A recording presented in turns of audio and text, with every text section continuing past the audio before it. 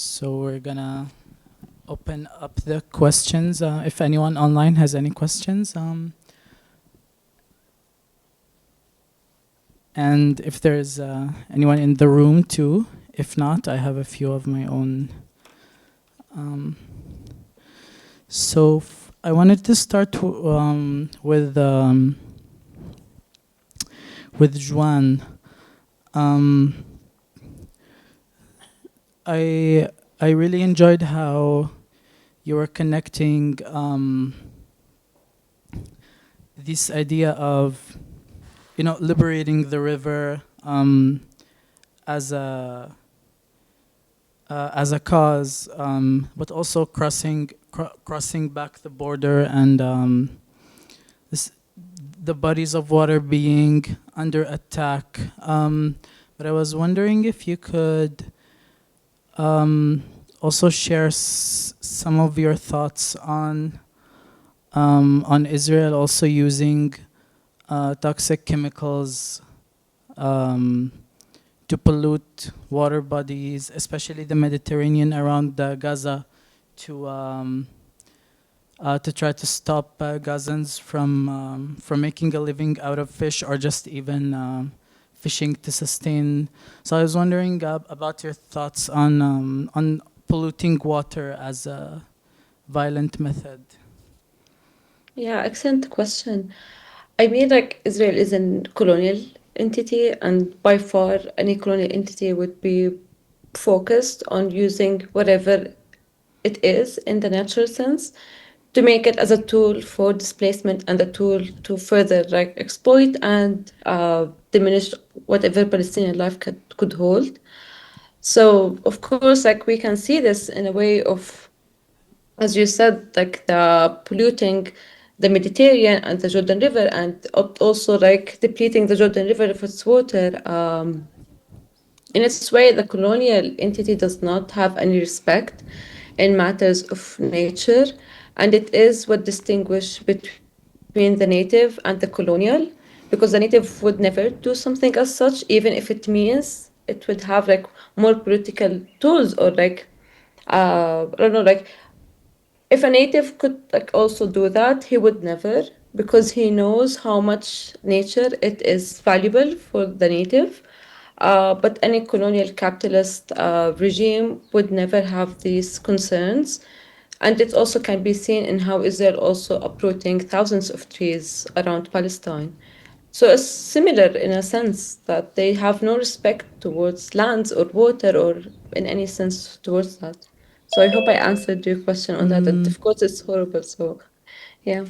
Yes, thank you so much. I think a common theme between the three presentations is this very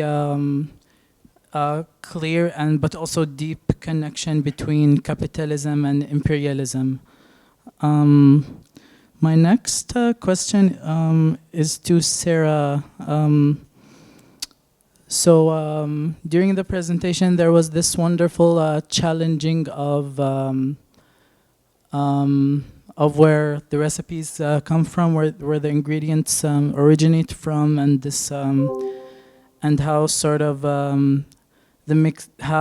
the mixture of ingredients create a recipe. But I was wondering if you ever challenged the notion of the recipe in your work, since from what I'm seeing, it is this sort of rigid numeration of ingredients that doesn't really apply to, say, so many people that don't measure, for example. Yeah, I mean, I think perhaps it's hard to kind of use the word recipe because I think that's a very good point. Recipe sounds like it's something that's been captured, and I think most of us will imagine recipe as a kind of written text, which is finite. But I guess I'm searching for a word that is more about the kind of thing that we pass on between each other when we see something that someone's cooked, or we cook with our mothers, or if we eat something delicious and we want to try to recreate it and somehow make this kind of like magic that is beyond a measurement. I think this is what I'm interested in, because I think this is where we move into embodied knowledge, or knowledge that goes beyond things that can be captured or stabilized.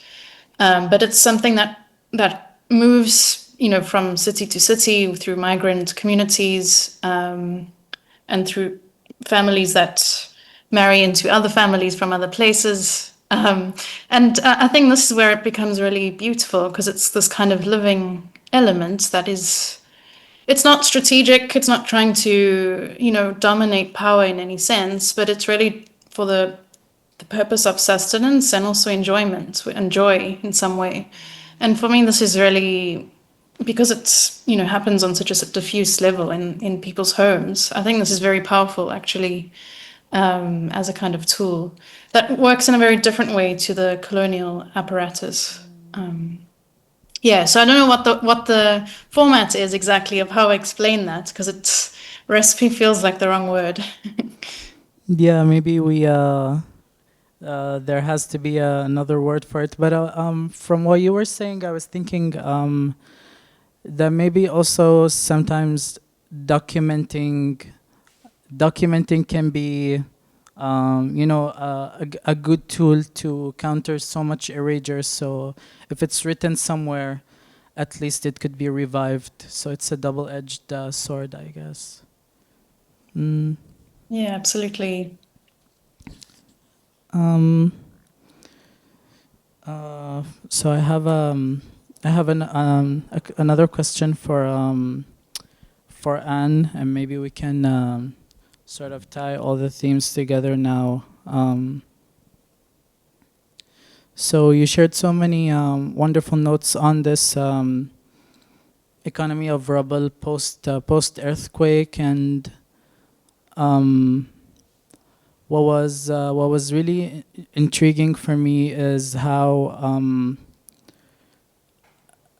today we see catastrophes, natural and human-made, producing sort of both producing cosmic masses of rubble, and then of course the same capitalist imperial power that's fueling these human-made wars is going to somehow profit from the destruction too. And it reminded me of the scenes right after the first recent ceasefire in Gaza, where bulldozers came in to look for the Israeli bodies.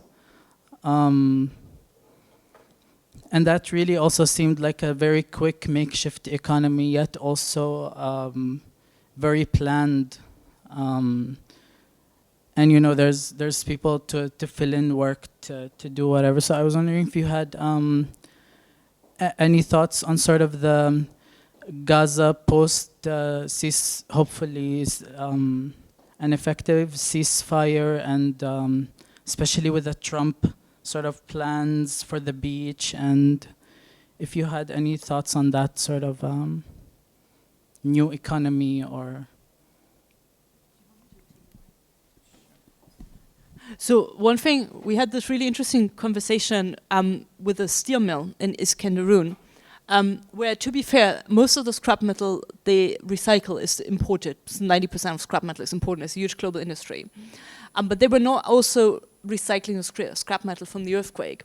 And it was really interesting that the manager, or the guy who gave us a tour, said, well, 20 years ago, the scrap metal came from Iraq, from the Iraq War. And then it turned out that basically every time there's either a disaster or a war in the region, really good business for them, right? Because they get a lot of scrap metal. Which kind of blurs this whole distinction between, this is a cycle of disasters, right? And these economies, especially like construction and recycling, they thrive on these recurrent disasters. They need these disasters. And to be honest, I'm not as familiar with the Gaza situation, but I know that, for example, when it comes to the reconstruction of Syria, now, big Turkish energy and construction companies have visited Damascus, have had high-profile talks with the governments. They're putting themselves into position to reconstruct Syria, where 75% of human habitat are destroyed, and it's a big regional business opportunity in the same way as, for example, if you want to look back to kind of more historical cases, in the 1990s, Beirut was rebuilt by Syrian workers, Syrian migrant workers. In the 2010s, my colleague Umut was doing research with displaced Kurdish Turkish workers who were rebuilding in Iraqi Kurdistan after the war with ISIS. So it's just a constant flow of displaced workers across the regions and displaced materials and these economies that thrive on their positioning right next to active like war and disaster zones. And one thing I find really interesting is that you said man-made and natural disasters, but if you look at the Turkey earthquake, it kind of blurs the boundary. Because if you look at Turkey, we've had, since the AKP government came in power in the early 2000s, they've massively favored construction. And through all kind of like tax incentives, but also one way in which they have tried to create this huge construction boom is through regular amnesties for companies that didn't respect earthquake safety guidelines. These guidelines exist by law in Turkey, but one reason why the earthquake was so devastating was because a lot of companies just built cheaply and didn't respect the safety guidelines, and then later benefited from regular amnesties. So, which begs the question: is it an earthquake? Sounds like this is the most natural disaster that can possibly be, but it's also a man-made disaster in a sense that everybody knew the earthquake was going to happen sooner or later, and construction companies, with the knowledge of the government, were still allowed to cut corners. And that, of course, now if you go to the region, you see very rapid reconstruction, and people are again asking the same questions. Will they now? Who is going to be held accountable this time? Who's going to enforce earthquake safety standards this time? So I think it kind of, in a way, our research, it really, in my mind, it helped me de-exceptionalize disasters, because you realize that there are economies that thrive on a succession of disasters. So is there a reserve of like precarious labor? I'm just wondering, is there kind of this reserve of precarious labor that is more like, let's say, the way that the economic framework would work, is that based on the needs that kind of arise because of a disaster, like the earthquake? This will determine kind of, it will modulate in a sense the level of reserves that you, like the Syrian kind of informal labor market will be reliant on this. So it's in a way kind of what I'm thinking of what Walia says in relation to borders, how this kind of, money moves, and that determines then how bodies can or cannot move. So I wanted to hear your thoughts on this, because I was also trying to understand the broader kind of region, and how that's linked to, let's say, a global framework and these relationships between migrant workers, precarious migrant workers, and this relationship between Turkey and Syria. If you had any kind of anything to share. Well, it's also, I mean, as you said, in a way, the borders are productive, because border and asylum regimes, they produce these precarious disposable workers that these economies need. And it was really striking, just like seeing the guys there work on the landfill, where we know the rubble is asbestos infected. But in a way, there is zero accountability there. First, because there are no written contracts. Second, because it'll probably take decades for them to develop lung cancer. They will have worked with all kind of toxic materials in Turkey. So there is no way that one could establish causality for the diseases they might develop now or develop 20 years from now. And it's a similar case in Turkish agriculture. So for example, one thing my colleague Umut has looked into is what happens to plastic in Turkish agriculture, because plastic is used to cover the fields. So what happens is that farmers, because there's no recycling infrastructure, farmers pay Syrian refugees who collect the plastic, remove it from the fields, and then they take it to informal tent settlements and use it as fuel, as burning material to heat their tents. So people literally sitting in tents burning plastic to keep themselves warm and cook their food. This is huge. You can imagine all the health consequences. This has now, people already have respiratory and skin conditions, but also the long-term health consequences this might have. Again, no way one could, like, for certain establish causality there or any kind of accountability. But in a way, it's kind of, it's like, it's a win-win situation for the companies, right? Because both the displaced material, the scrap metal, and the displaced cheap workers that then it can't be held accountable for are available abundantly, right?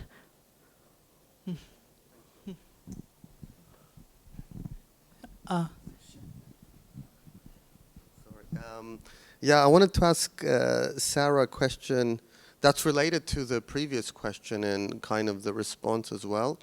And this is about the notion of the recipe and kind of like, you know, this move into, I don't know, the anti-recipe. What becomes, I think, a mode to think through, let's say, the media that was presented as well is there a sense where the recipe can be, yes, we can understand how when it's documented, there's kind of this aspect that moves it away from its situatedness, but then when it moves somewhere else as a recipe, as a written form, what can spring up are new ways of kind of creating something new that emerges from the initial recipe, but then again it becomes again informal. And there's maybe this, it's almost like the accident that can emerge from, let's say, translating and taking this kind of recipe somewhere else. Yeah, if you wanted to share your thoughts on, because that's how I was also reading this kind of projection of media and the kind of that informality perpetuates despite kind of these moments when it's inscribed through, let's say, forms like text that formalize it, it then can again become informal. If you had any thoughts. Yeah, thank you. It's a great point. I think we need some sort of device that allows for us to see the offshoots, like maybe a text that's alive, that one can see footnotes of appendages or things that are taken out or added in or swapped out. Something that, I don't know, I mean, it could be sort of mobile in the way that it holds particular instructions or ingredients. The graphics, yeah, do try to kind of work through some of this in a way, because that underlying layer documents, I guess, one of the, on the one side, more of the well-known and typical practices that, were sort of aggregated by looking at lots of different people who make these particular dishes. But also on the right-hand side, there were these two other strips that show variations or adjustments, showing that these things are not really stable in themselves. And I used rather more these like areas of images to kind of show how this changes in proportion, and to show the instability, which maybe helps me a little bit beyond text, to show the elusiveness, let's say, of the recipe. And at the same time, you've got this kind of grid of these infrastructural elements that are working at a very big scale, the geopolitical sort of formations that are controlling and displacing people and ingredients and so on. But still, these things remain resilient across time and spread also through those systems, almost acting against themselves as a tool against itself, which is, I find interesting. But yeah, definitely the media and the moving media also helps me to kind of work through something that doesn't quite settle. And when it settles, I want to change it again, I guess. Thanks very much for that point. Sure. Hey Sarah, this is Anne. I'm really interested in your work. There's someone at Edinburgh where I work who has been retracing recipes and ingredients for Chagos Islanders, Laura Jeffrey, whose work I think you might find interesting. But one thing I was wondering is that recipes also change, and there's a lot of frustration in there, right? When people try to recreate original foods, often like ingredients are not available. People complain that, so I work with Syrian refugees, people complain, oh, it's not the right kind of cucumbers, it's not the right kind of aubergines. And then people adapt, they reinvent, they incorporate new ingredients from the places where they currently find themselves. So what do you make of this kind of, I don't know, this like constantly, the recipe in a way, it's constantly rewriting itself, isn't it? Yes, exactly. And I think there's this aspect of substitution, which I speak about in, I think, Full and also the last example, where exactly this happens, where because of these broader elements that are happening, these broader forces of, if it's colonial occupation that's displaced something, or even contemporary economic models that are, creating markets more for European tables, but not really for the things that sustain local, recipes and things that are being made. There is this idea of substitution, and so the recipe then changes. And of course, there's also appropriation that happens, where someone who cooks in a certain way, let's say in the Sicilian case, picks up, they see someone making something or they've tasted something, they recreate it, and it becomes hybridized into their own language of cooking. And normally you would also see that and I try to also map this in some of the things on the right hand side, how the order of ingredients then changes, matching the practice of that person's food. So certain ingredients then come in first, whereas in other geographies, those come in later. And this, of course, creates a different flavor. And it's not very much the same thing anymore, but it calls itself that it is. So I think the substitution aspect is definitely a form of resistance, I think, against the apparatus. And I think there are other forms of resiliency as well, just beyond that. Thanks for the question. Thank you so much, Sarah. We have a comment from Althea online. Thank you for the presentations. Just a comment, it is so interesting that all presenters are speaking about a sort of subversion of power through the infrastructures presented, and that informality is so essential to capital and colonial structures. This dichotomy of the informal structures really constantly fueling the capitalist machine is something to think with. If we don't have any more questions online or in the room, I think we can conclude this amazing session. Thank you so much, Juan, Sarah, and Anne. It was such a pleasure hearing about all your practices. Thank you so much. Bye-bye. Goodbye. Thank you all so much. I think we're done for these sessions. Now we have another coffee break, and then it's in front of the Oriental Hall, the one that we were there, and then we're gonna have the workshops. So we may proceed. والworkshops أي ساعة تبلش؟ اما يخلصوا هما هناك الكوفي بريك هندسايد. بلشوا بالكوفي بريك. دلوقتي احنا هنبدأ، احنا لسه خلصنا.